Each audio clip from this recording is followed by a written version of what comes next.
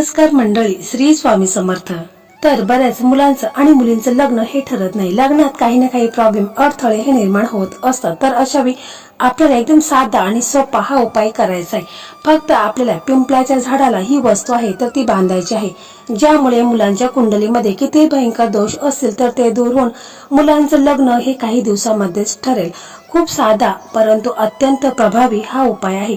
तर हा उपाय आपल्याला पौर्णिमेच्या दिवशीच करायचा आहे. म्हणजे महिन्यातून एकदा पौर्णिमा येत असते तर त्यावेळेस आपण हा उपाय आवर्जून करायचा आहे. तर मंडळी, ही संपूर्ण माहिती जाणून घेण्या अगोदर तुम्ही चॅनलवरती नवीन असाल तर चॅनलला सबस्क्राईब करा. व्हिडिओ पाहत असताना व्हिडिओला लाईक करा. त्याचप्रमाणे श्री स्वामी समर्थ अशी कमेंट करा. तर मंडळी, लग्नासंदर्भात भरपूर व्हिडिओ आपल्या चॅनलवरती आहेत. म्हणजे मराठी मेघना या युट्यूब चॅनलवरती लग्नासंदर्भात भरपूर व्हिडिओ अपलोड झालेले आहेत. जवळजवळ 85-90 व्हिडिओ हे लग्नाचे आहेत, ज्यामध्ये बऱ्याच मुलामुलींचं लग्न देखील ठरलेलं आहे. तर ते देखील व्हिडिओ तुम्ही पाहू शकता, कारण ज्यामध्ये बऱ्याच मुलामुलींचं लग्न देखील ठरलेलं आहे तशा मला कॉमेंट आलेल्या आहेत. तर ते व्हिडिओ देखील तुम्ही पाहू शकता. कारण मी जे हे उपाय तुम्हाला सांगत आहे तर ते ज्योतिषाने सांगितलेले महा उपाय आहेत आणि ज्यामध्ये बऱ्याच मुलांचं लग्न देखील ठरलेलं आहे.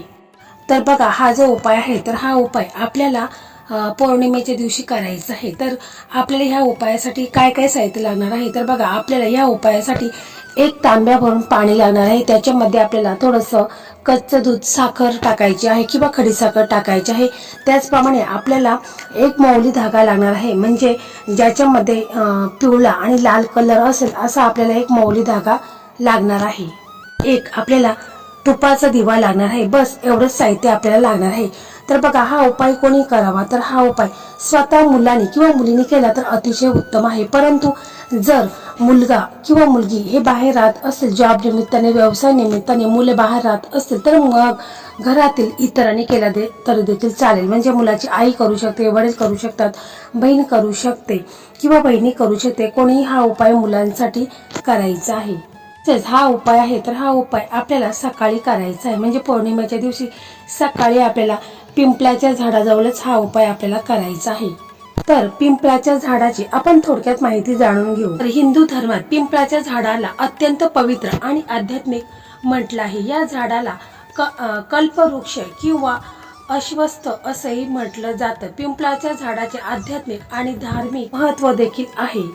श्रीम भगवद्गीतेत 10व्या अध्यायात श्रीकृष्णाने स्वतः म्हटलं आहे की वृक्षामध्ये मी पिंपळ आहे. त्यामुळे पिंपळ थेट भगवान विष्णू किंवा श्रीकृष्णाचे स्वरूप मानले जाते. पहा, पिंपळाच्या मुळात ब्रह्मा, खोडात विष्णू आणि अग्नेय भागात शिव वास करतात अशी मान्यता आहे. त्यामुळे या झाडाला त्रिमूर्तीचे प्रतीक मानले जाते. पौर्णिमेच्या दिवशी पिंपळाच्या झाडाला जल अर्पण केल्याने किंवा दिवा लावल्याने देवी लक्ष्मी देखील प्रसन्न होत असते. त्यामुळे घरात सुख, समृद्धी, त्याचप्रमाणे मनातील ज्या तुमच्या इच्छा आहेत तर त्या देखील पूर्ण होत असतात. तेच पहा, पिंपळाच्या झाडाची पूजा केल्याने पितृदोष दूर होतो आणि पूर्वजांना शांतता मिळते.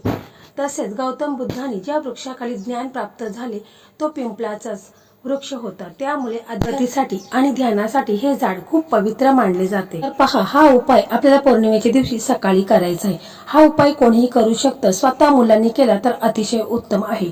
जर मुलांना वेळ नसेल तर आई वडिलांनी केला तरी देखील चालेल. तर बघा, तुम्हाला पौर्णिमेच्या दिवशी सकाळी लवकर उठायचं आहे. स्वच्छ आंघोळ वगैरे करून घ्यायची आहे. स्वच्छ कपडे घालायचे आहेत. त्याच्यानंतर आपण आपल्या देवघरासमोर बसायचं आहे. आपले इष्ट देव आहेत, कुलदैवत आहेत, श्री स्वामी समर्थ महाराज आहेत, श्री हरी विष्णू माता लक्ष्मी आहे. तर यांची देखील आपल्याला या दिवशी विधिवत पूजा वगैरे करायची आहे. त्यांना पिवळी फुले अर्पण करायची आहेत, पिवळी मिठाई अर्पण करायची आहे. कारण पौर्णिमा असल्यामुळे श्री हरी विष्णू व माता लक्ष्मीची देखील विधिवत पूजा करायची आहे. त्याचप्रमाणे आपल्या देवघरामध्ये गणपती बाप्पा आहेत, श्री स्वामी समर्थ महाराज आहेत, तर यांची देखील विधिवत पूजा वगैरे करून घ्यायची आहे. आणि मग जर हा उपाय आई वडील करत असतील तर आपल्या देवघरासमोर बसायचं आहे. तुपाचा दिवा लावायचा आहे, अगरबत्ती लावायची आहे आणि आपले इष्टदेव आहेत, कुलदैवत आहेत, श्री स्वामी समर्थ महाराज आहेत, श्री हरी विष्णू माता लक्ष्मी आहे, तर यांना प्रार्थना करायची आहे की माझ्या मुलांच्या कुंडलीमध्ये जो काही नजर दोष आहे, पितृदोष आहे, ग्रह दोष आहे, किंवा शनीची काही साडेसाती असेल तर ती दूर होऊन माझ्या मुलांचं लग्न हे लवकरात लवकर ठरवू दे आणि मी जो हा उपाय करणार आहे तर तो उपाय देखील माझा यशस्वी होऊ दे, असं तुम्हाला पूर्ण श्रद्धेने विश्वासाने बोलायचं आहे. किंवा जर हा उपाय स्वतः मुलं करत असेल तर मुलाने देखील आपल्या लग्नाबद्दल श्री हरी विष्णू माता लक्ष्मीला प्रार्थना करायची आहे की माझ्या लग्नात जो काही विघ्न येत आहे, काही ना काही प्रॉब्लेम अडचणी ह्या सतत निर्माण होत आहे तर त्या दूर होऊन माझं लग्न हे लवकरात लवकर ठरू द्या, असं तुम्हाला पूर्ण श्रद्धेने विश्वासाने बोलायचं आहे. मग त्याच्यानंतर तुम्हाला काय करायचं आहे की आपल्या देवघरासमोर तुम्हाला एक तांब्या घ्यायचा आहे. त्या तांब्यामध्ये तुम्हाला स्वच्छ ताजं पाणी भरायचं आहे. त्या पाण्यामध्ये तुम्हाला थोडंसं दूध टाकायचं आहे. जर गाईचं दूध असेल तर अतिशय उत्तम, जर नसेल तर मग तुम्ही म्हशीचं दूध टाकलं तरी देखील चालेल. थोडं दूध टाकायचं आहे, थोडीशी साखर टाकायची आहे किंवा जर खडीसाखर असेल ती टाकली तरी देखील चालेल. त्याच्यानंतर तुम्हाला एक वेगळा दिवा घ्यायचा आहे, म्हणजे तुम्हाला मातीची एक पंती घ्यायची आहे. त्याच्यामध्ये गाईचं तुम्हाला थोडंसं तूप टाकायचं आहे आणि एक तुम्हाला त्याच्यामध्ये जोडवा टाकायची आहे. आणि त्याच्यानंतर तुम्हाला एक मौली धागा लागणार आहे, म्हणजे मौली धागा त्याच्यामध्ये लाल कलर असतो आणि पिवळा कलर असतो. तर असा धागा आपल्याला घ्यायचा आहे. नुसता व्हाईट कलरचा धागा घ्यायचा नाही, तर आपल्याला लाल कलर असायला हवा, पिवळा कलर असायला हवा, असा धागा आपल्याला घ्यायचा आहे. तर तुम्हाला कोणत्याही किराणा शॉपमध्ये सहज मिळून जाईल. 5 रुपयाला किंवा 7 रुपयाला त्याचा बंडल असतो, तर तो तुम्ही आणू शकता. तर एवढंच आपल्याला साहित्य लागणार आहे. मग तुम्हाला हे सर्व साहित्य घेऊन तुम्हाला पिंपळाच्या झाडाजवळ जायचं आहे. परंतु तुम्हाला पिंपळाचं झाड असं पाहायचं आहे की जिथे नेहमी त्याची पूजा लोक त्याची पूजा करत असतील, तर अशा ठिकाणीच आपल्याला पिंपळाच्या झाडाजवळ जायचं आहे. किंवा मंदिराच्या साईडला देखील पिंपळाचं झाड असतो, तर तिथे पूजा वगैरे लोक करत असतात, तर अशा ठिकाणी तुम्ही जाऊ शकता. तुम्हाला काय घ्यायचं आहे, फक्त एक तांब्याभर पाणी घ्यायचं आहे आणि आपल्याला दिवा घ्यायचा आहे, मौली धागा घ्यायचा आहे. या 3च वस्तू आपल्याला घ्यायच्या आहेत. त्याच्यानंतर मग आपल्याला पिंपळाच्या झाडाजवळ जायचं आहे. तिथे गेल्यानंतर मग आपल्याला एक आसन टाकायचं आहे आणि बसायचं आहे. त्याच्यानंतर आपण एक शुद्ध तुपाचा दिवा लावायचा आहे. अगरबत्ती जर नेली असेल तर अगरबत्ती लावायची आहे, दिवा लावायचा आहे.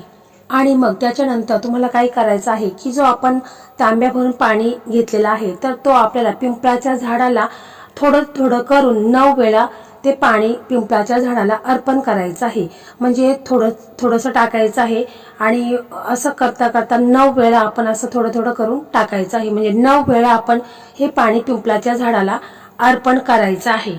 त्याच्यानंतर हा उपाय मुलाचे आई वडील करत असतील किंवा मुलं स्वतः जर करत असतील, तर मग त्यांनी काय करायचं आहे की पिंपळाच्या झाडाला तुम्हाला प्रदक्षिणा करता वेळेस तुम्हाला जो मौली धागा घेतलेला आहे, म्हणजे लाल आणि पिवळ्या कलरचा, तर तो धागा तुम्हाला त्या पिंपळाला बांधायचा आहे आणि मग तुम्हाला प्रदक्षिणा मारायच्या आहेत. म्हणजे 9 वेळा तुम्हाला प्रदक्षिणा मारायच्या आहेत आणि 9 वेळा तो धागा आहे तर तो तुम्हाला पिंपळाच्या झाडाला बांधायचा आहे. आणि लास्टच्या वेळेस 9वा जेव्हा वेळ येईल त्यावेळेस तुम्हाला तो धागा आहे तर तो पिंपळाच्या झाडाला अडकवायचा आहे.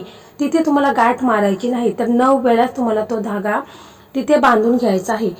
परंतु जेव्हा आपण हा धागा गुंडाळत असताना आपल्याला ओम नमो भगवते वासुदेवाय नमः, ओम नमो भगवते वासुदेवाय नमः हा मंत्र तुम्हाला बोलायचा आहे. आणि त्याच्यानंतरच तुम्हाला जो धागा आहे तर तो धागा पिंपळाच्या झाडाला तुम्हाला बांधायचा आहे.